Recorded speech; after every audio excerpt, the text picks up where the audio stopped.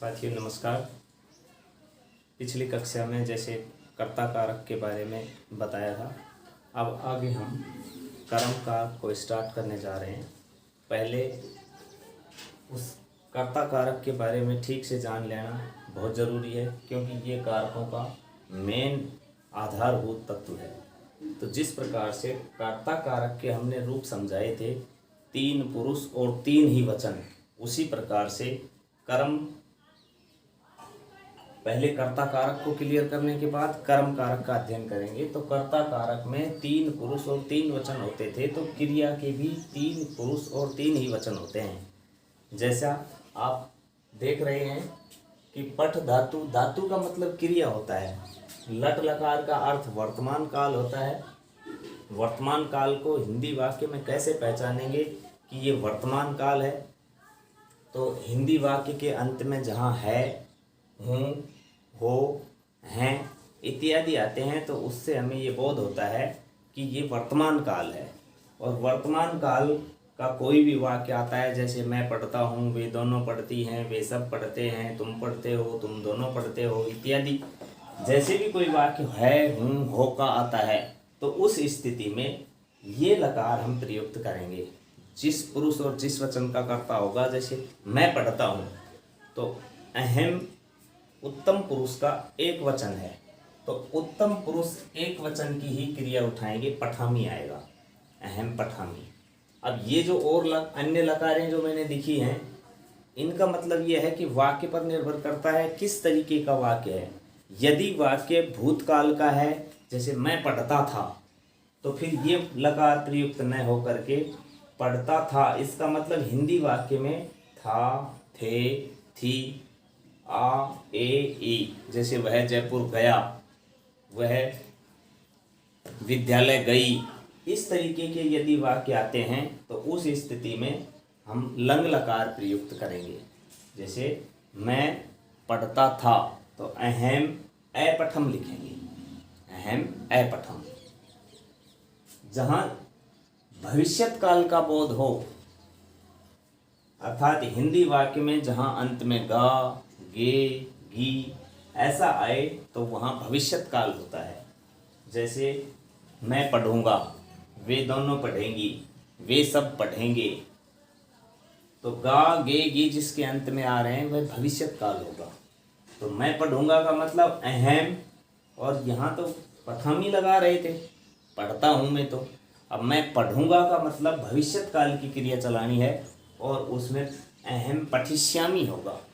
तुम पढ़ते हो तो तुम पठिष्यसि, ऐसा होगा। जिस पुरुष और जिस वचन का कर्ता होगा, क्रिया भी संबंधित पुरुष और वचन की ही होगी। जैसे आज्ञा लेने का भाव हो और आज्ञा देने का भाव हो, जैसे तुम पढ़ो, तुम खेलो, तुम बाजार जाओ, तुम अंदर आओ, तुम बाहर जाओ, इस तरीके के यदि वाक्य आते हैं, तो उस स्थिति में लोट लकार का प्रयोग करेंगे। जैसे तुम पढ़ो तो तुम पठ, तुम दोनों पढ़ो तो तुम यूयम पठतम, यूयम पठतम, ऐसा प्रयोग करेंगे। तो ये जो 4 लकारें मैंने लिखी हैं, इन लकारों का प्रयोग अच्छी तरह से करना जान लें कि जिस पुरुष और जिस वचन का प्रयोग कर्ता कारक का है, उसी वचन और उसी पुरुष का प्रयोग क्रिया में भी करना होगा। अब एक लकार और है, ये 5 लकार अपने सिलेबस में है, इनको ध्यान से पढ़ेंगे कि जिस पुरुष और जिस वचन का कर्ता होगा, उसी पुरुष और उसी वचन की क्रिया होगी। अब देखेंगे विधिलिंग लकार, चाहिए अर्थ।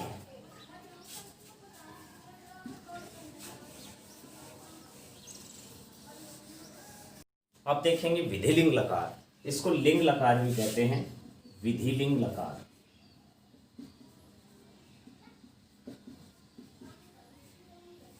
विधिलिंग लकार, लकार का मतलब साथियों काल होता है, और विधिलिंग का अर्थ चाहिए अर्थ में होता है। जहां भी चाहिए अर्थ हो, वहां विधिलिंग लकार का प्रयोग करेंगे, अर्थात इस तरीके के रूप चलाएंगे कर्ता के साथ। विधिलिंग का चाहिए अर्थ का मतलब यह है कि जिस भी वाक्य के अंत में चाहिए आ जाए, तुम्हें बड़ों का कहा मानना चाहिए, हमें सड़क पर बाईं तरफ चलना चाहिए, हमें सुबह जल्दी उठना चाहिए, यानी जिस भी वाक्य के अंत में चाहिए आए, तो ऐसी स्थिति में विधिलिंग लकार का प्रयोग करेंगे। और विधिलिंग लकार के एक वचन, द्विवचन और बहुवचन इसी प्रकार से प्रथम पुरुष, मध्यम पुरुष और उत्तम पुरुष इसके रूप होंगे। जैसे पठेत, पठेताम, पठेयु, पठे, पठेतम, पठेत। इसमें हलंत है, इसमें हलंत नहीं है। पठेयम, पठेव, पठेम। जैसे हमें पढ़ना चाहिए या हम सबको पढ़ना चाहिए, तो हम सब उत्तम पुरुष का बहुवचन है, तो वयम पठेम ऐसा आएगा। तुम दोनों को पढ़ना चाहिए, तो तुम दोनों का मतलब यूयम, त्वम, युवाम, यूयम, तो युवाम के साथ पठेतम लगेगा। अर्थात जिस पुरुष और जिस वचन का कर्ता होगा, उसी पुरुष और उसी वचन का क्रिया का रूप भी होगा। ठीक है, कर्ता कारक में सिर्फ इतना ही था, कर्ता और क्रिया को सुमेलित करना। इसके बाद हम आगे कर्म कारक का अध्ययन करते हैं।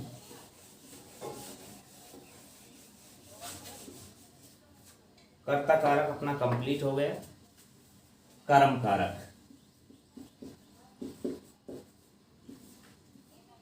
कर्म, कर्म क्या होता है? इसका चिन्ह को होता है। कर्ता ने कर्म को, यानी जब भी कर्ता कोई काम करता है, कर्ता के द्वारा जो काम किया जाता है वह कर्म होता है। जैसे राम पुस्तक पढ़ता है, मैं आपको थोड़ा सा बता दूं, राम पुस्तक पढ़ता है। इसमें राम जो है ये तो काम का करने वाला है, और पढ़ना क्या है, ये एक क्रिया है।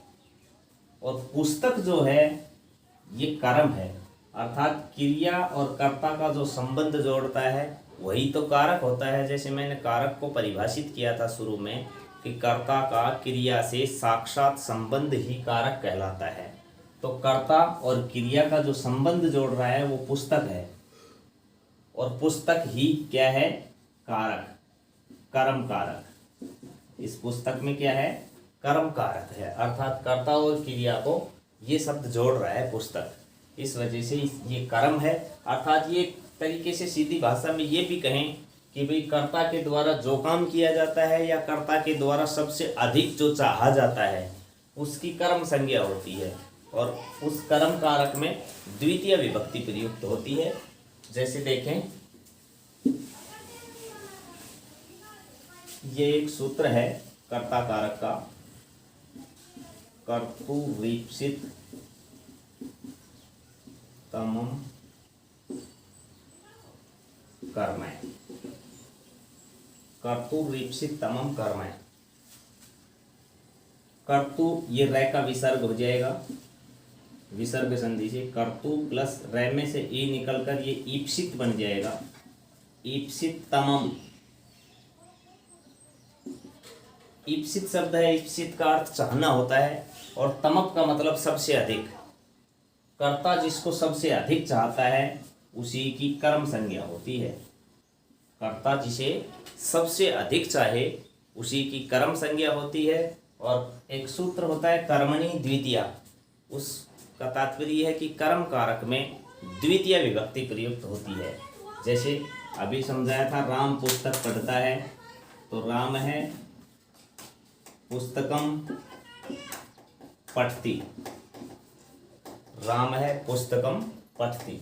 राम शब्द करता है, पठती क्रिया है, और ये राम के द्वारा किया जाने वाला या सबसे अधिक ईप्सित पुस्तक है, इसलिए पुस्तक की कर्म संज्ञा हुई, पुस्तक में कर्म कारक प्रयुक्त हुआ। सीता पत्र लिखती है, तो यहाँ क्या हो जाएगा, सीता पत्रम लिखती, सीता पत्रम लिखती। सीता के द्वारा सबसे ईप्सित है तो पत्र है, अर्थात पत्र, सीता के द्वारा ये काम किया जा रहा है, पत्र लिखा जा रहा है, तो पत्र की कर्म संज्ञा होगी। साथियों, पत्र में दूसरी विभक्ति प्रयुक्त होगी। इससे अगला नियम जो है कर्म कारक का, वो देखेंगे।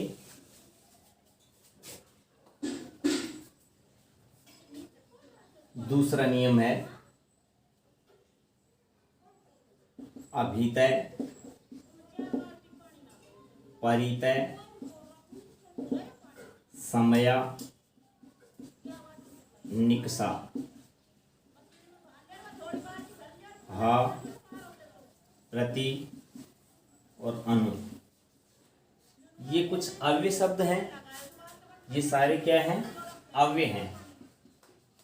इन अव्यय शब्दों के अर्थ भी हमें पता होना चाहिए। इन अव्यय शब्दों के साथ भी हमेशा द्वितीय विभक्ति प्रयुक्त होती है, ऐसा नियम हमें ध्यान रखना होगा। अभितय शब्द का अर्थ होता है दोनों ओर। परितय शब्द का अर्थ होता है चारों ओर। समया और निकषा दोनों ही समानार्थक शब्द हैं, दोनों का अर्थ होता है पास में। हा, ये एक दुख सूचक शब्द है। प्रति का अर्थ की ओर होता है। ये इशारे के लिए की ओर शब्द प्रयुक्त हुआ, जैसे नदी की ओर, गांव की ओर, पाठशाला की ओर। अनु शब्द है, इसका अर्थ के पीछे होता है। जैसे वह मोहन के पीछे जाता है, वह गांव के पीछे रहता है, वह मंदिर के पीछे रहता है। तो के पीछे शब्द अनु का अर्थ के पीछे होगा और इसके साथ भी द्वितीय विभक्ति प्रयुक्त होगी। तो ये अव्यय शब्द हैं सारे। इन अव्यय शब्द के अर्थ हमें ध्यान रखने हैं। अगर हिंदी वाक्य में इस तरीके के शब्द आते हैं तो उसमें हमें इनके साथ में हमेशा द्वितीय विभक्ति प्रयुक्त करनी है। जैसे गांव के दोनों ओर जल है, तो किसके दोनों ओर है? गांव के दोनों ओर है, तो उस गांव शब्द में ही द्वितीय विभक्ति प्रयुक्त होगी। क्या हो जाएगा? ग्रामम अभितय जलम अस्ति। ग्रामम अभितय जलम अस्ति। तो अभितय शब्द आया जिसका अर्थ दोनों ओर होता है।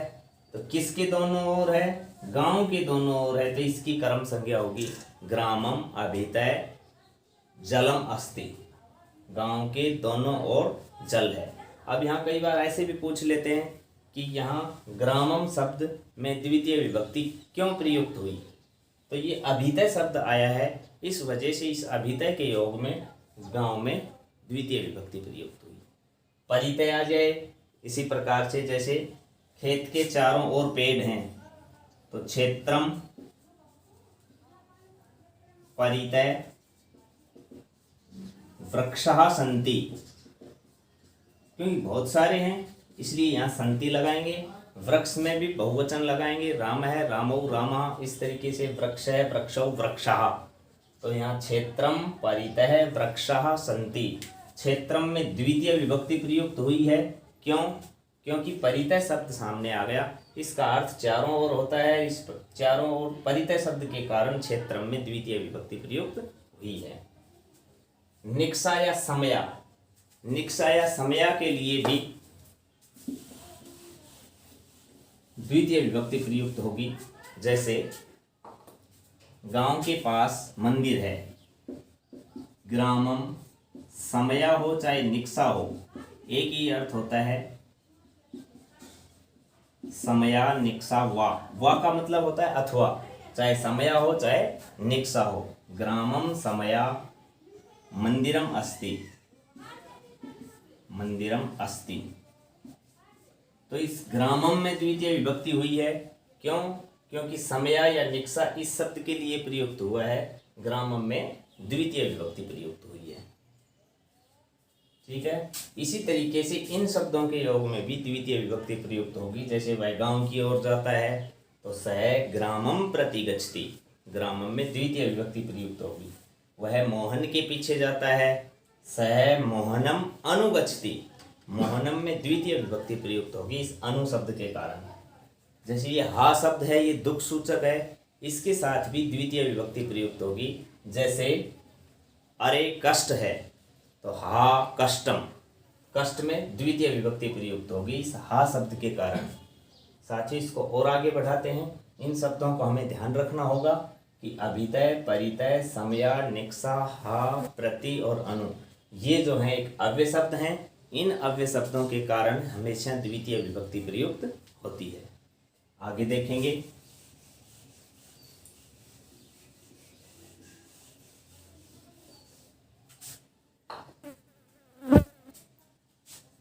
तीसरा नियम है उपानवध्यांग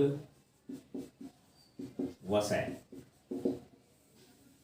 उपानवध्यांग वसय, इसका हम संधि विच्छेद करके अलग अलग शब्दों को निकालते हैं। उप है, फिर यहाँ दीर्घ संधि है, यहाँ यण संधि है, ये हो जाएगा अनु। यहाँ पर भी यण संधि है, ये हो जाएगा अधि।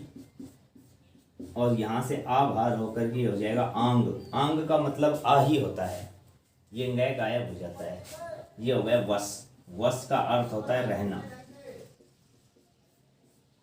देखिए इसमें से उप, अनु, अधि और आ, ये चार उपसर्ग हैं। उप, अनु, अधि और आ, ये चारों उपसर्ग हैं। इन चार उपसर्ग पूर्वक यदि वस माना रहना धातु आ जाए तो जहाँ रहा जाए यानी उस स्थान की कर्म संज्ञा होगी, न कि अधिकरण संज्ञा। वैसे तो इसके साथ में में, पर, पे ऐसा आएगा, लेकिन ये अधिकरण का चिन्ह है, लेकिन अधिकरण कारक नहीं होगा। जैसे वह गांव में रहता है तो में, पे, पर ये चिन्ह तो अधिकरण का है, लेकिन यहाँ इस वस धातु से पहले इनमें से कोई सा उपसर्ग यदि आता है तो उस स्थिति में क्रिया का जो आधार है उस आधार की कर्म संज्ञा होगी, न कि अधिकरण संज्ञा। जैसे हरि वैकुंठ में रहता है, हरि वैकुंठम उपवस्ति। उपवस्ति, हरि वैकुंठम उपवस्ति। अनुवस्ति भी लिख सकते हो, इसका अर्थ भी यही है। अधिवस्ति भी लिख सकते हैं और आवस्ति भी लिख सकते हैं। इन सब का एक ही अर्थ है, उपवस्ति, अनुवस्ति, अधिवस्ति, आवस्ति। इन सब का एक ही अर्थ है, रहता है। कहाँ रहता है? वैकुंठ में रहता है। तो वैकुंठ में द्वितीय विभक्ति प्रयुक्त होगी, न कि सप्तमी विभक्ति। यदि यहाँ से उप, अनु, अधि और आ इनको हटा लेते हैं, केवल वस्ती बचा लेते हैं, तो उस स्थिति में सप्तमी विभक्ति प्रयुक्त होगी, द्वितीय विभक्ति प्रयुक्त नहीं होगी। यानी सूत्र का तात्पर्य पुनः समझने की कोशिश करें। एक उप, अनु, अधि और आ उपसर्ग पूर्वक वस धातु आए तो उस स्थिति में क्रिया का जो आधार है उस आधार की कर्म संज्ञा होगी, अर्थात उसमें द्वितीय विभक्ति प्रयुक्त होगी। जैसे हरि वैकुंठ में रहता है, तो रहता है इसके लिए हम उपवस्ति, अनुवस्ति, अधिवस्ति, आवस्ति इनमें से कोई सा भी लिखें, सबका अर्थ रहना ही है। लेकिन कहाँ रहा जा रहा है? वैकुंठ में रहा जा रहा है, इसलिए इसकी कर्म संज्ञा करेंगे, न कि अधिकरण संज्ञा। यदि इन उपसर्गों को हटा लें तो उस स्थिति में केवल वस्ती बचता है, तो वैकुंठे आएगा, अर्थात सप्तमी विभक्ति लगेगी। अन्यथा इन चार उपसर्गों के योग में यदि वस्ती आता है तो फिर द्वितीय विभक्ति ही प्रयोग करेंगे क्रिया के आधार में। ठीक है, समझने की कोशिश करें दोबारा से। उप, अनु, अधि और आ इन चार उपसर्ग पूर्वक यदि वस धातु रहती है तो उस स्थिति में क्रिया के आधार की कर्म संज्ञा होगी, उसमें द्वितीय विभक्ति प्रयुक्त होगी। अगला नियम समझें, इसी से संबंधित यही समझा देते हैं। देखें, अभुक्तार्थस्य, चौथा नियम नंबर दे दें। अभुक्तार्थस्य, ये एक सूत्र है जिसका अर्थ समझने की कोशिश करें। भुक्त का अर्थ खाना खाने से है और अभुक्त का अर्थ होता है खाना नहीं खाने से, अर्थात खाना नहीं खाने का मतलब व्रत रखना। जैसे यहाँ उपवस्ति जो शब्द था, इस उपवस्ति का अर्थ हमने रहना समझाया था। इस उपवस्ति पद का अर्थ एक और होता है उपवास करना या व्रत रखना। देखिए, ये उपवस्ति शब्द है, इस उपवस्ती शब्द का अर्थ यहाँ क्या हुआ, रहना हुआ। लेकिन इस उपवस्ती पद के दो अर्थ होते हैं, एक रहना जो हमने समझा ही दिया, एक दूसरा अर्थ होता है व्रत रखना। व्रत अर्थात बिना खाना खाए रहना। यदि उपवस्ती पद का अर्थ व्रत रखना हो तो उस स्थिति में तो क्रिया का जो आधार है उसमें सप्तमी विभक्ति ही प्रयुक्त होगी, और यदि उपवस्ती पद का अर्थ रहना है तो उस स्थिति में यहाँ क्रिया के आधार की कर्म संज्ञा होगी, अर्थात उसमें दूसरी विभक्ति ही प्रयुक्त होगी। जैसे यहाँ हरि वैकुंठम उपवस्ती, इसका मतलब हरि वैकुंठ में रहता है। अगर ऐसा लिख दें हरि वैकुंठे उपवस्ती तो भी ये वाक्य सही है, लेकिन इसका उपवस्ती शब्द का अर्थ बदल जाएगा। इसका अर्थ क्या होगा, हरि वैकुंठ में उपवास करता है, ये अर्थ हो जाएगा। अर्थात इस उपवस्ती पद के दो अर्थ हो गए। इस बिना खाना खाए अगर रह रहा है, व्रत रख रहा है, तो उसमें सप्तमी विभक्ति लगाएंगे, और अन्यथा फिर रहने अर्थ में द्वितीय विभक्ति प्रयुक्त होगी। जैसे वैकुंठे उपवस्ती ऐसा आता है तो वाक्य तो बिल्कुल सही है, लेकिन इस उपवस्ती पद का अर्थ बदल जाएगा। इस उपवस्ती पद का अर्थ रहना नहीं रहेगा, फिर व्रत रखना हो जाएगा। हरि वैकुंठ में व्रत रख रहा है, बिना खाना खाए रह रहा है, ये अर्थ होगा। इस तरीके का भी वाक्य आ सकता है। जैसे मान लो ये वाक्य दे देंगे हरि वैकुंठम उपवस्ती, अत्र उपवस्ती पदस्य को अर्थ है। यहाँ उपवस्ती पद का क्या अर्थ है, तो यहाँ उपवस्ती पद का अर्थ रहना है, क्योंकि हम विभक्ति चेक करेंगे। यहाँ वैकुंठम है तो यहाँ उपवस्ती पद का अर्थ रहना। यदि यहाँ वैकुंठे है तो वैकुंठे का मतलब वैकुंठ में, फिर यहाँ उपवस्ती पद का अर्थ बदल जाएगा, सप्तमी विभक्ति लगते ही इसका अर्थ व्रत रखना हो जाएगा। तो यहाँ हरि वैकुंठ में बिना खाना खाए रह रहा है, ये अर्थ होगा इस उपवस्ती।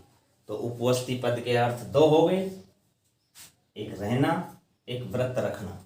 विभक्ति देख करके चेक करेंगे कि इसका अर्थ क्या है। किसी इससे संबंधित सवाल आता है कि यहाँ बताओ इस उपवस्ती पद का अर्थ क्या है, तो हमें यहाँ से देखना होगा। यहाँ दूसरी विभक्ति है तो रहना, यहाँ सप्तमी विभक्ति है तो यहाँ उपवास करना अर्थ होगा। ठीक है, अगला समझें।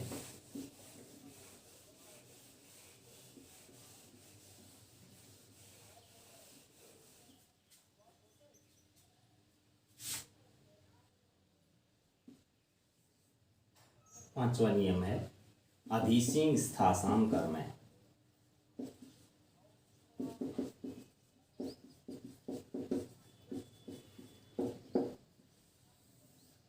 ये एक सूत्र है।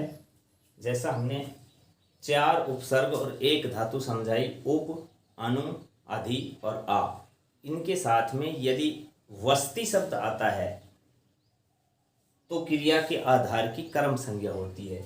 इसमें देखिए एक अधि उपसर्ग है, अधि उपसर्ग पूर्वक सी का अर्थ होता है सी, ंगे जो है ये हट जाता है, केवल सी बचेगा। सी का अर्थ होता है सोना, अर्थात नींद लेना, शयन करना। एक है स्था, स्था का अर्थ होता है ठहरना या बैठना। एक यहाँ दीर्घ संधि से आस हो जाएगा, आस का मतलब भी बैठना होता है, आस का मतलब भी बैठना। अधि उपसर्ग पूर्वक सी, स्था, आस। सी माना सोना या नींद लेना, स्था माना बैठना, आस माना भी बैठना। अर्थात अधि उपसर्ग पूर्वक ये तीन धातु आती हैं। इन धातुओं से पहले यदि अधि उपसर्ग आता है तो उस स्थिति में भी क्रिया के आधार की